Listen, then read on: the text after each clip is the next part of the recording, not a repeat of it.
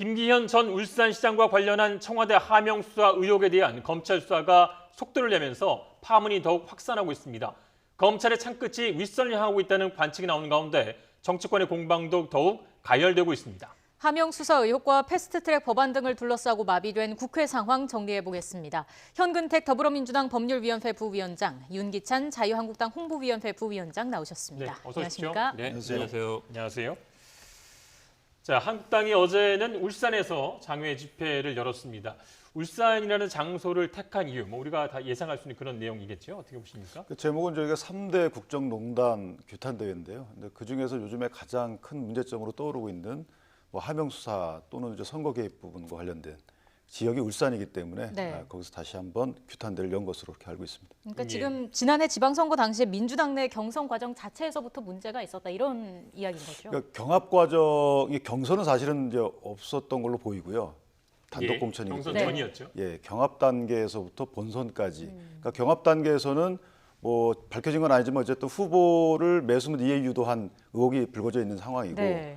본선 단계에서는 이제 늘 문제가 됐던 하명 수사 의혹하고 그다음에 이제 공약 부분과 관련돼서 공공병원의 형태를 어찌 정할지 네. 또는 한국당이 내세웠던 공약과 관련된 산재병원과 관련된 공약이 예타에서 탈락되는 이런 것들이 선거와 관련돼서 정부가 개입된 것 아니냐라는 이제 의혹이 불거졌고 이것을 규탄하기 위한 대회로 그렇게 알고 있습니다. 민주당 내에서도 이런 부분에 대해서 네. 대응책이랄까 얘기되고 있는 부분이 있지 않습니까? 현재까지 나오지는 않았는데요. 근데 저는 이제 약간 우려스러운 부분이 있다고 봅니다. 어떤 거냐 보면은 우리가 기본적으로 정치 영역과 수사 영역이 있는데요. 우리가 국회 내에서 어떤 벌어진 일에 대해서도 수사가 뭐 어디까지 이루어져야 되느냐 이런 부분이 있듯이 사실은 이제 당내 경선 과정이라든지 경합 과정은 후보자 매수가 아니라면 네. 매수는 예. 이제 법적인 문제지만 그거 말고 예를 들어 단독 뭐 공천을 한다든지 아니면 뭐 2명을 경선에 붙인다든지 이런 부분들은 약간 정치적인 판단이거든요. 그런 부분은 사실은 검찰이 수사할 수 있는 영역이 아니에요. 근데 지금 계속 언론에 나오는 거 보면 뭐 경선 과정에 뭐가 있던 거 아니냐 이런 식으로 나오면서 이 애초에 수사는 사실은 우리가 알다시피 조국 전 장관의 어쨌든 개인 비리 수사를 하다가 예. 그다음에 조국 장관이 이제 민정수석을 할 때 문제가 있었던 것으로 감찰 무마나 이제 하명 수사가 나온 건데 이게 사실은 조국 전 장관의 어떤 개인 비리에 대한 기소도 안 이루어지고 예. 물론 이미 이루어진 그 정경심 교수에 대한 기소도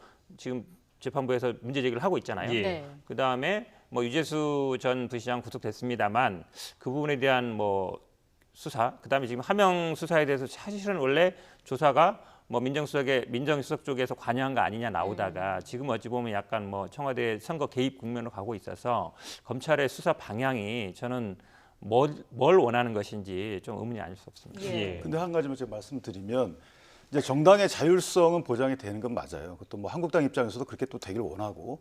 근데 이미 이제 선례가 박근혜 전 대통령의 경우에 지위를 이용해서 여론조사했다고 해서 2년형을 받았어요. 그러니까 당내 경선 과정에서도 공직선거법에서 그 방법에 있어서 공무원이 지위를 이용해서 어떤 선거 기획을 하거나 이를 실현하거나 또는 지위를 이용해 여론조사를 하거나 이런 건 다 하지 말라는 거거든요. 예. 그래서 그런 의혹도 있다고 이제 한국당이 추가 고발을 한 상태입니다.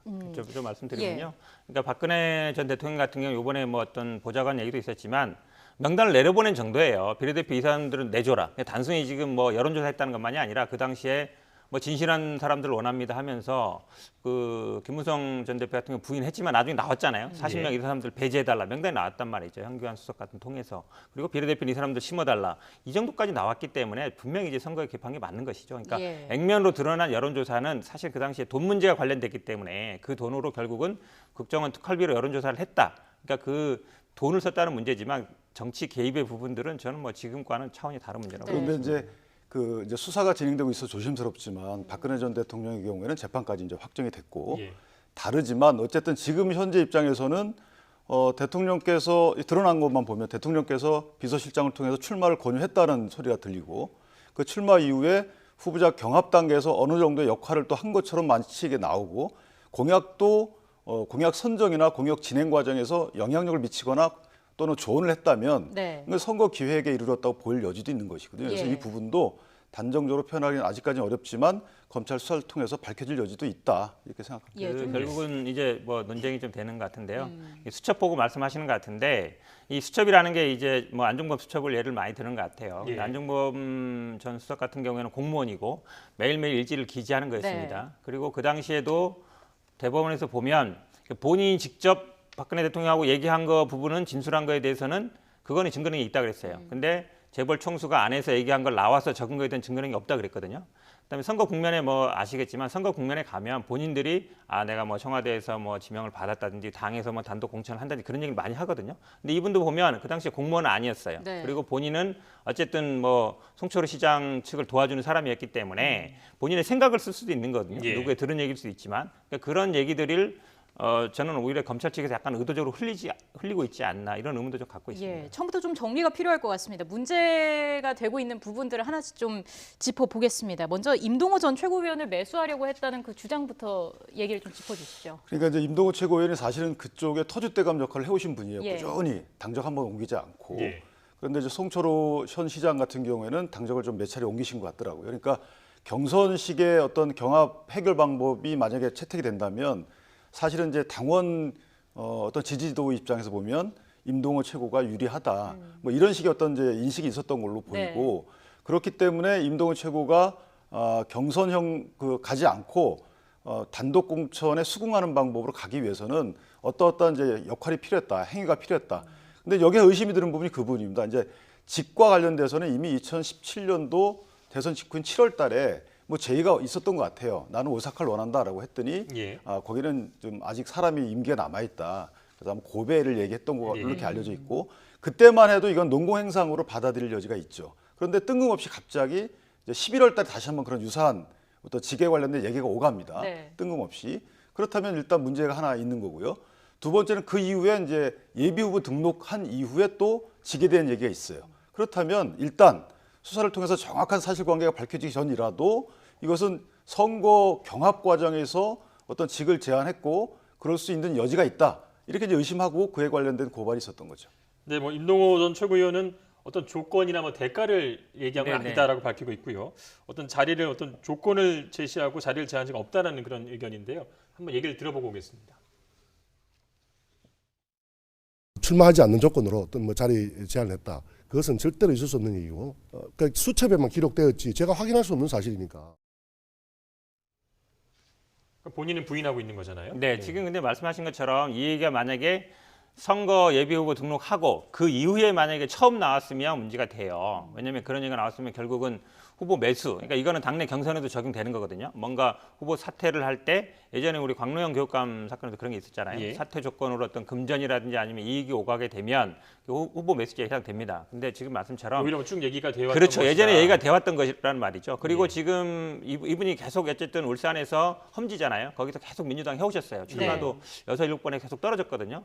그럼 보통 당내에서도 험지에 계속 출마를 하거나 이런 분들은 공직에서 배려를 해줍니다. 여당이 되고 이러면 뭐 공사라든지 아니면 어떤 다른 직들을 하거든요. 그거는 뭐 저희 당뿐만 아니라 뭐 한국 당도 마찬가지예요. 왜냐하면 그렇지 않으면 그분들이 험지에서 계속 본인들이 당 생활을 하고 출마를 할 이유가 없거든요. 그러니까 그런 것까지 고려한다면 제가 보기에 이번 어떤 울산시장 뭐 이거를 사퇴하는 조건으로 아마 이걸 처음으로 제안받았다 이런 문제는 아닌 것 같습니다. 제가 보기에 후보 매수는 제가 보기에 되지 않을 것 같아요. 예, 지금 이런 상황에서 송병기 울산부시장의 업무 수첩이 아까 말씀해주신 대로 이번 수사의 뇌관으로 부상한 거 아니겠습니까? 덧붙여서 하실 말씀 있으면 해주시죠. 그 업무 수첩의 이제 증거 능력은 사실 법원이 판단하겠지만 어찌됐든 그 증거 능력은 있다고 보여질 것 같아요. 그 내용이 진실인지 여부, 증명력에 대해서는 이제 법원이 또 다른 문제겠죠. 네. 그런데 이거를 증거로 사용할 수 있는지 여부는 큰 문제가 없어 보이고 다만 거기에 이제 이전 박 대통령 시절에 안종범 수석의 수첩처럼 다른 사람의 대화가 있었다는 그 부분에 대한 건 다른 얘기겠죠. 그건 이제 저희가 전문 법칙이라 그래서 그 대화를 했던 사람이 나와서 이거 내가 이렇게 한 거 맞다라고 인정을 해야 되기 때문에 그 부분은 다른 얘기입니다. 그렇다면 이제 증거 능력이 있다는 전제하에 말씀을 드리면 그 수첩에 일목요연하게 경합 단계부터 본선까지의 과정이 쭉 나와 있단 말이죠. 거기에 보면은 송철호 현 시장께서 후보 경쟁력 면에서 임동호 후보보다 낫다라는 식의 표현이 있고요. 알려진 겁니다만은 그렇다면 낮아서 어떻게 했냐? 네. 낮아서 그냥 끝나는 게 이게 뭐 선거 기획은 아니잖아요. 낮았기 때문에 어떻게 이것을 캄프러치 할 것이냐에 대한 논의나 실행위가 있었을 것이다. 그 실행의 과정이 아까 말씀드린 그런 후보자에 대한 어떤 뭐 직제공 의사표시나 이런 걸로 이어지지 않았을까라는 의심을 하는 것이고요. 그럼 낮게 되면 그 이후에 본선에서 또 어떻게 할 것이냐에 대한 그 공약적인 측면에서 울산이 가장 노무현 대통령 때부터 최대의 그 현안이 이제 공공병원이었단 말이에요. 네. 이 공공병원에 대한 또 여러 가지 개입의 가능성도 있지 않았겠느냐라는 게 이제 한국당의 입장인 거예요. 예. 뭐 정당 입장에서는 뭐 전략 공천이나 뭐 이런 것도 사실 여지도 있는 거니까요. 그렇죠. 그러니까 제가 지금 아까 뭐 증거 능력 말씀드렸던 부분은 왜냐하면 이분은 이제 공무원이 아니었어요. 안정범은 공무원이었고 기본적으로 공무원과 아닌 사람이 그 쓰는 업무 수첩에 대한 증거 능력이 좀 다릅니다. 그 다음에 두 번째 중요한 거는 이 부분이 사실은 왜냐하면 우리가 검찰 수사를 받으면 이거를 작성한 사람한테 그러니까 예를 들어서 송기현 부시장한테 당신 이거 쓴 거 맞습니까? 보여줄 수는 있어요. 근데 예. 거기에 나오는 사람들한테 그 증거를 보여주진 않거든요. 말로만 합니다. 보통 안 보여주고. 근데 지금 보면은 김기현 시장한테 보여줬다는 얘기예요. 본인이 나온 얘기를. 네. 임동호 전 최고위원도 마찬가지고. 왜 보여줄까? 저는 예전에는 수사를 할 때 검찰이 이런 거를 약간 언론에 흘리면서 어떤 수사의 방향을 잡아가는 게 있는데 지금 이제 어쨌든 공표를 못 하게 돼 있잖아요. 네. 그러다 보니까 참고인, 작성자도 아니고 거기에 이름이 거명되는 사람들을 참고인들한테 이거를 보여줌으로써 약간 수사의 방향을 잡아가는 게 아닌가 이런 의심을 좀 가질 수밖에 없어요. 왜냐하면 예. 증거 능력 말씀하셨는데 이게 대부분 보면 본인의 판단이나 이런 걸 쓴 거예요. 예를 들어서 선거에서 유불리 이건 팩트가 아니거든요. 본인의 의견이에요. 예. 예. 사실은 누가 유리하다 불리하다는 건 자신의 생각이기 때문에 그 수첩에 써 있다고 해서 예를 들어서 당내 경선에서 임동호 전 최고가 유리하다. 그 유리하다고 볼 수 있겠습니까? 본인의 생각이거든요. 예. 근데 그런 거를 왜 언론에 나올까? 저는 그런 부분이 좀 의문이 아닐 수 없습니다. 예, 이 내용을 좀 녹취로 들어보겠습니다. 김기현 전 울산시장의 발언 들어보시겠습니다. 산재 모병의 예타 진행 과정 그리고 최종 탈락 과정은 매우 의도된 프로그램에 따라 진행이 되었다. 그래서 송병기의 업무 수첩에 의하면 산재 모병을 좌초시키는 것이 좋다라는 선거 전략까지 내부적으로 세웠고 그 선거 전략에 따라서 청와대도 그리고 행정부처도 움직였다. 그런 측면에서 매우 그 내용이 죄질이 나쁜 사안이라고 저는 봅니다. 예, 그러니까 송병기 부시장의 수첩에 청와대 선거 개입 정황이 담겨 있다고 주장을 하는 건데 이게 사실이라면 당시 선거에 좀 결정적인 영향을 미쳤다고 볼 수 있는 겁니까? 내용도 그렇고 시기도 그렇고요. 사실은 문제가 많죠. 왜냐하면 이 공공병원과 관련된 그 울산 시민의 수고는 굉장히 큰 것이었다고 합니다. 그래서 처음에 2004년도인가에 그 이전에 노무현 대통령께서도 이 부분을 추진했어요. 공공병원식으로 네. 했다가 예타에서 통과를 못합니다. 예. 그래서 이때 예타 통과 못하면서 관련 부처가 권고한 것이 이제 전문병원으로 가라, 산재병원 이렇게 어떤 뭐 길까지 알려줬어요. 이걸 토대로 해서 이제 박근혜 정부 때 그 산재 전문병원으로 추진을 한 거예요. 네. 그러다 3번이 바뀝니다. 3번이 바뀌는데 병상 규모가 축소가 돼요. 이 바뀌는 과정이 불합격 통보로 끝나는 게 아니고 권고를 한 겁니다. 그 예타하는 부서에서 규모를 줄여라. 3번을 줄였어요. 그래서 200병상까지 간 겁니다. 예. 그래서 진행되는 과정에서 갑자기 이제 5월 28일 날 투표하기 불과 한 15일 전이죠. 이때 그 불허가 된 겁니다. 예타는 통과 못한 것이 확정이 돼요. 그러니까 이 과정도 이상한 거고요. 원래는 권고해 와서 병상 규모를 줄였던 것인데 이 줄이고 나서 그 다음에 어떤 권고 없이 바로 예타 통과 못한다라고 돼 있는 거예요. 이것이 어찌 보면 7개월 전에 있었던 좌초되면 좋다라는 저 메모와 묘하게 또 이게 그 오버랩이 되는 것이죠. 그리고 그 이후에 그러면 이대로 통과 안 됐으면은 또 다른 뭐가 대안이 나왔어야 되는데 노무현 대통령 때 예타 통과하지 못한 혁신 공공병원이라는 제도가 또 나옵니다. 예. 그래서 그것이 1월 달에 예타 면제가 됩니다. 예. 그러니까 울산에서는 현재까지도 민중당의 김종훈 의원을 비롯해서 이거 문제가 있다. 왜 종합병원식의 공공병원으로 가야 되는 것인데 갑자기 또 산재 전문병원으로 예타 면제가 되느냐. 이런 일련의 과정을 볼 때 이건 김기현 후보의 유력 공약인 그 산재 모병원의 공약을 좌초시킴으로써 김기현 후보에게 막대한 타격을 주고 그다음에 또 똑같은 산재병원이 추진된 거예요. 이걸 어떻게 설명할 수 있을지 모르겠고요. 또 예. 하나만 말씀드리면 예. 대통령께서도 후보 시절에 공약이 산재 전문병원이었어요. 그러니까 대통령께서 산재 전문병원 말씀하시고 울산도 산재 전문병원이었고 노무현 대통령 때도 좌초된 이후에 제시된 길이 산재 전문병원이고 그런데 왜 갑자기 그것이 좌초되느냐. 예. 이 부분에 대한 문제제기가 있는 것이죠. 뭐 의심을 해볼 수 있는 사항인데 네. 예비 타당성 조사라는 게 조사한 그 내용을 보면 좀 답이 나올 것 같다는 그래서 생각이 검찰이 드는데요. 이제 압수수색을 한 거죠. 예. KDI와 기재부의 이제 예타 그 심사하는 기관에 그 압수수색을 했는데요. 지금 근데 말씀에 답이 들어있어요. 왜냐하면 이게 처음부터 되는 사업이었으면 됐을 거예요. 계속 규모를 줄이고 했던 것들은 뭐냐면 이런 사업을 하려면 기본적으로 심의를 받아야 됩니다. 그리고 예. 예타를 그냥 바로 넣는 게 아니에요. 이게 되겠습니까? 조절을 하거든요. 그런 과정에서 계속 규모도 줄어들고 했던 거예요. 근데 기본적으로 산재 모병원이냐 공공병원이냐 이걸 아주 다른 것처럼 얘기하지만 사실은 기본적으로 어떤 공공병원을 설립한다는 거였어요. 울산이 또 산업도시다 보니까 예. 산재가 많고 이러니까 이렇게 전국의 산재 모병원이라는 거는 어쨌든 전국에 있는 기본적인 산재 환자들을 다 이쪽으로 모을 수 있다. 그러니까 네. 모가 어미 못자인데 그러니까 예. 약간 중심적인 역할을 하겠다는 건데 그거를 결국 공공병원으로 짓는 거였어요. 처음부터. 근데 이게 공공병원이지만 어찌 보면 예타라는 거는 기본적으로 그 환자들의 수입만으로 해서는 이게 안 된단 말이죠. 비용만 그 BC 검사를 했을 때 수익성이 없기 때문에 결국 공공성을 가는 건데 저는 기본적으로 이게 좀 수익성은 별로 없는 사업이었던 건 맞고 그러다 보니까 계속 어쨌든 예타라는 게 안 맞았던 것인데 지금 뭐 산재병원과 공공병원을 달리 얘기하는 것 같은데요. 결국은 산재 중심인데 공공이라는 거는 산재만이 아니라 일반인들도 이용할 수 있게 하자. 그래야 조금 더 수익성이 좋아진다. 산재만으로는 병원 운영이 어렵지 않느냐. 이런 예. 논의여서 저는 다른 문제는 아니라고 보고요. 근데 지금 말씀하신 것처럼 이게 만약에 선거에 개입할 의도가 있었다든지 만약에 여태가 통과되는 건데 탈락시켰다든지 네. 그런 문제가 되겠죠. 근데 그런 게 아니라면 저는 큰 문제는 아니라고 봅니다. 근데 제가 이제 문제 제기하는 이유는 세 가지 가능성이 있는 거예요. 첫 번째는 미리 알았을 가능성, 예비 타당성 조사를 통과하지 못할 것이라는 것을 미리 알았다. 이런 가능성 하나고요. 알려줬다는 거죠. 해당 부처에서. 두 번째는 말씀하신 것처럼 그에 불구하고 더 적극적으로 나가서 이것을 예비 예타를 통과하지 못하도록 힘썼다. 이것까지 말씀하시는 거고 세 번째가 이제 시기예요. 왜 하필 5월 28일 날 그렇게 그런 발표를 굳이 그렇게 확정적으로 발표를 했느냐. 이 세 네. 가지 문제가 선거에 영향을 줬다는 취지의 주장을 하는 겁니다. 예. 그 제가 부분은 보기에는요. 뭐 잠깐만 예, 예. 얘기하면 사실은 선거 앞에서 앞에서 얘기했는데요. 선거라는 게 기본적으로 구도가 제일 중요합니다. 여당, 예. 야당 그 당시에 정세 이런 게 한 7, 80%예요. 그다음에 인물이 한 1, 20%고요. 정책이라든지 캠페인 부분들은요. 선거에 관심 있는 사람들은 보는데 사실은 공약 보고 후보를 결정하는 경우는 많지 않습니다. 그 그렇죠. 부분이 아마 또 선거에 이 결정적인 당락에 영향을 잘 안 미쳤습니다. 영향을 뭐 결정에 미쳤냐는 부분은 또 네. 따로 따져봐야 될 그런 부분인 것 같습니다. 뭐 수사가 진행 중이니까 좀 지켜보도록 하고요. 자 이제 민주당에서는 이제 그동안 이런 검찰 수사에 반발해서 이제 특검 카드를 꺼내 들었었는데 네네. 잠깐 지금 보류를 한 것 같아요. 네, 이게 특위에서는 이제 특검을 해야 되겠다 이렇게 얘기했는데 최고위원회에서 조금 보류하자 했는데요. 근데 사실은 지금 특검하는 내용하고 주장하는 내용하고 지금 검찰이 수사하는 내용은 다른 겁니다. 저희들이 특검 주장했던 거는 고래고기 사건, 네. 그다음에 김기현 전 시장의 뭐 30억 용역 계약 사건 이런 부분에 대해서 경찰과 검찰의 의견이 달랐거든요. 어쨌든 경찰은 뭐가 문제가 있다 그랬고 검찰은 문제가 없다 그랬는데 예. 그렇다 그러면 좀 객관적인 제3의 기관에서 수사하는 게 맞지 않느냐. 그리고 현재 검찰은 그거에 대해 수사를 안 하고 있고. 그러니까 어쨌든 근데 지금 검찰이 수사 중인 상황이라 수사 결과를 지켜볼 필요가 있다라고 저는 뭐 정무적인 판단을 한 것으로 보입니다. 예. 지금 한국당은 뭐 어제 장외 집회뿐만 아니라 국회 안에서 규탄 대회도 열고 있는데 뭐 당 안팎에서도 어느 정도 좀 비판의 목소리도 나오고 있는 것 같아요. 다양한 목소리가 있는 걸로 알고 있습니다. 예. 그러니까 투쟁을 계속 이어가야 된다는 목소리도 물론 있고요.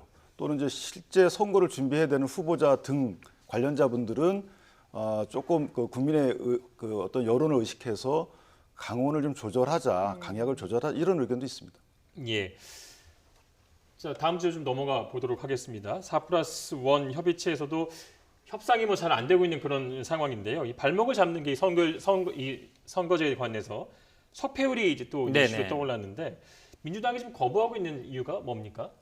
뭐 두세 가지 있을 수 있을 것 같습니다. 예. 기본적으로 이 비례 의석이 이제 처음에 225대 75석에서 50석으로 줄었다. 예. 25석이 줄었기 거기까지 때문에 합의가 된 부분이고요. 아니, 그게 문제가 아니라 그 줄었기 때문에 이제 석패율을 고려할 만한 어떤 의석수가 없다는 것이죠. 예. 왜냐하면 기존의 어떤 47석에서 50석이기 때문에 3석만 늘어나는데 석패율은 지금 뭐 권역별로 하든 전국으로 하든 6개에서 12석 정도 되면 예. 그 이제 줄어드는 의석을 감안할 수 없다는 것이고 그 다음에는 아마 애초에 이 석패율제도 나왔을 때는 지역구도를 좀 완화해보자 이런 의미였는데 지금 논의가 약간 전국적으로 가고 있거든요. 그러면 애초에 의도랑 좀 다른 것 같고 예. 또 중요한 부분은 이게 아마 석패율을 바라고 계속 이제 끝까지 완주할 후보들이 많지 않겠느냐. 특히 수도권처럼 좀 첨예하게 뭐 1, 2% 사이로 만약에 당락이 결정되는 같은 경우에는 그런 후보들이 많이 나오면 또 불리해질 수 있는 거 아닌가 이런 요소도 좀 있는 것 같습니다. 간략하게 좀 설명 좀 해주십시오. 석패율제에 대해서. 그러니까 지역구에서 그 당선자와 낙선자 사이에 가장 표 차이가 적은 사람을 예. 당선시키자는 거예요. 비례로다가. 네. 그러니까 이것은 이제 전체적으로 통합을 해서 하는 것이 아니고 각 정당별로 네. 석패율 당선 후보자를 내자는 거거든요. 아깝게 친. 그러니까 뭐 민주당 같은 경우에 석패율에서 뭐 80% 70%까지 있다 하더라도 만약에 뭐 한국당에서는 60% 50%가 가장 높은 석패율을 보이더라도 당 내에서 이제 그분이 그렇죠. 당선이 당내별로. 되는 거죠. 근데 이제 이게 문제가 뭐냐면 지역구에서 어차피 소선거구제 하에서 진 사람이에요. 진 사람이 다시 비례대표 가서 당선이 된다는 것이 지역구 그 선거 유권자의 뜻에 부합하느냐 이 문제가 하나 있는 거예요. 네. 그리고 저는 여기서 근본적으로 제기하고 싶은 문제가 이게 지금 180일이 지나서 이제 부의가 된 상황인데 본회의에 예. 아직까지 논의가 전혀 안 됐다가 지금 논의를 시작하는 거예요. 그럼 뭐냐면 이 석패율 도입 명분에 부합하지 않는 정치공학적인 접근 방법뿐이 없었다는 것이죠. 여태까지 그러면 4+1 이분들이 이 논의를 과정을 거쳐서 정치하게 이것을 합의를 했었어야 되는 겁니다. 근데 이 합의 없이 정개특위에서 의결을 한 이후에 본회의 와가지고 이 문제 때문에 다시 통과를 못하고 있다는 것은 저는 이 선거법 자체가 졸속이다. 그에 대한 방증이라고 생각을 합니다. 예. 저희가 이 비례한국당 얘기도 안 해볼 수가 없을 것 같은데 비례한국당 카드가 어떤 전략인지부터 설명을 좀 해주시죠. 뭐 다양한 꼼수다, 묘수다 이런 다양한 평가가 나오는데 어쨌든 의석수에서 밀려서 이 선거법 개정에 대해서 의사를 표현 못하고 있는 의사결정에 관여 못하고 있는 한국당으로서는 불가피하다. 예를 들면 저희가 정당 득표율로 얻었던 그 비율만큼 또 다른 당이 그 비율을 살린다 이렇게 보시면 됩니다. 쉽게 말하면 지역구 의석수가 많기 때문에 비례 의석수를 확보 못하는 이 단점을 비례한국당이라는 제도 이름이 꼭 그렇지 않습니다만은 네. 이런 걸 통해서 저희가 그걸 만회하겠다 이런 취지의 주장입니다. 그 연동형 비례대표제가 논의될 때부터 사실 이런 우려가 있었거든요. 그런 얘기가 있었죠. 예, 홍준표 전 대표도 그런 얘기 했었고요. 예, 예. 그렇긴 한데 저는 실현되지는 않을 거라고 봅니다. 아, 그렇습니까? 왜냐하면 국민들이 사실은 그런 꼼수를 모르지 않아요. 예. 그리고 어쨌든 기본 전제가 지역구는 뭐 한국당 후보를 찍고 비례대표는 비례한국당을 찍는 걸 전제로 하는 것인데 예. 그렇게 따라줄 것인가 국민들이. 저는 아마 국민들의 정치 수준이 그렇지 않다고 보고 저는 아마 한국당이 양손에 떡을 다 먹으려다가 아마 다 놓칠 수도 있다라고 봐서 저는 아마 그냥 엄포용이지 실현될 가능성이 별로 없다고 보고 있습니다. 그럼에도 불구하고 추진을 하는 거 아닙니까? 합니다. 그러니까 엄포용이라고 말씀 주셨는데 엄포용으로 되길 저도 바랍니다. 예. 그렇지만 만약에 이에 불구하고 선거법 개정안이 상정해서 통과가 된다. 그렇다면 저희는 비례한국당 갑니다. 이것은 평가는 국민들로부터 받겠습니다. 그럼 부작용에 대해서도 다 고려하고 있는 거예요? 감사합니다. 감사합니다. 그럼 추진을 하게 되면 민주당은 어떻게 대응할 수 있을까요? 일단은 지금 얘기 나오는 거는요. 이게 아마 정의당 쪽에서 반발할 것 같은데 결국은 한국당이 비례한국당 나오는 거는 연동형 비례율을 이용하는 거예요. 네. 말씀처럼 지역구에서 다수 의석을 확보하는 민주당이나 한국당 같은 경우에는 연동형에서 가져갈 게 없거든요. 지금처럼 어쨌든 현재 형태에서는 가져갈 수 있지만 그러면 당연히 캡 씌운 거를 좀 낮추자는 얘기가 안 나올 수 없어요. 지금 예. 캡 씌운 30석에서 결국은 비례대표를 가져가겠다는 거예요. 나머지 20석은 어쨌든 현재대로 하는 거기 때문에 그거는 문제가 없거든요. 네. 그러면 캡을 좀 낮추자라는 얘기를 당연히 제가 보기에 30석이면 다시 20석 예. 낮추자는 얘기를 안 할 수가 없죠. 지금 만약에 직제로 한다 그러면 왜냐하면 사실은 뭐 실제로 할지 모르겠지만 했을 때 이 그 역효과라는 게 있을 수 있고 이게 사실은 결국은 비례대표 50석에서 제로섬이거든요. 한국당이 가져가면 뭐 정의당이라든지 민주당 이런 분들이 줄어드는 거기 때문에 당연히 그에 대한 대비를 안 할 수 없을 것 같고 저는 아마 캡을 축소하자는 얘기가 당연히 나올 걸로 봅니다. 근데 제가 볼 때는 한국당과 민주당이 만약에 합의 형식으로 이 사태가 해결되려면 공수처법에 대한 논의가 더 크다고 봐요. 예. 민주당 입장도 선거법 개정의 필요성보다는 공수처법 제정의 필요성이 더 강하게 느끼고 있기 때문에 그와에 관련된 논의가 밀밑에 있지 않을까 저는 개인적으로 그렇게 생각합니다. 저는 근데 뭐 한국당이 갑자기 태도를 돌변해가지고 공수처 찬성해준다든지 아니면 검경수사권도 동의해주고 선거법에도 뭐 같이 합시다 이럴 가능성 별로 없다고 봐요. 그러니까 이게 황교안 대표가 아니라면 저는 뭐 김무성 대표라든지 이런 분이라면 가능할지 모르겠지만 예. 황교안 대표 지금까지 정치 행태로 보면 이런 협상이라든지 대화라든지 타협보다는 어쨌든 뭐 원칙을 좋게 얘기하면 원칙을 견지하는 거고 안 좋게 얘기하면 그냥 불통인데 저는 아마 그런 쪽으로 가는 것 같아서 황교안 대표 체제에서는 별로 가능성이 없다고 봅니다.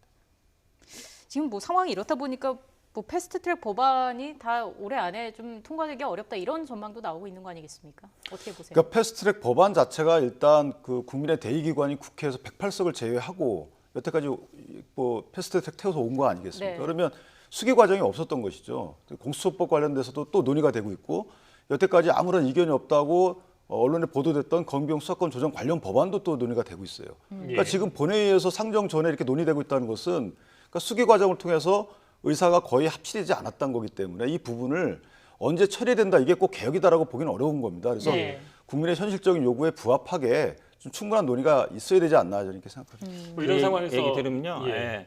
어차피 사실은 한국당이 원망스러워요. 왜냐하면 이 패스트트랙에 왜 올라갔겠습니까? 한국당이 계속 이거에 대해서 협상을 안 하고 반대하다 보니까 올라간 거거든요. 그래서 이제 공수처법 같은 경우에 차라리 그렇죠. 충성 공약으로 내세워서 선거를 치는 게 어떠냐는 얘기도 일각에서 그거는 나오는 저는 것 뭐 같습니다. 가능성이 있다고 봅니다. 왜냐하면 지금 한국당에서 반대 이유가 현 정부에 대한 수사를 막기 위한 거 아니냐. 조국 전 장관에 대한 수사 때도 마찬가지고 그건 아니거든요. 이게 한 20년 된 얘기이기 때문에 그럴 가능성 충분히 있다고 보는데 그 전제는 기본적으로 왜 논의를 충분히 안 했다고 하지만 한국당에서 기본적으로 이제 선거제에 대해서 뭐 270억 이렇게 딱 픽스하지 말고 네. 그러니까 공수처도 절대 반대 이러지 말고 검경수사권도 할 수 있다. 어느 정도 여지를 예. 주면서 협상에 들어와야지 왜 우리 빼고 협상하냐 그러는데 실제로는 협상안을 전혀 안 내놓고 있어서 계속 그래서 지금 1년 동안 끌고 온 거거든요. 막판까지. 저는 뭐 한국당이 좀 더 적극적으로 협상에 나와야 된다라고 보고 있습니다. 근데 이제 그게 저희가 그 위험한 상상일 수가 있는데 이게 협상이라는 것이 상대방 안을 존중해 가지고 상대방 안까지 고려해서 협상안을 만들어야 되는 거거든요.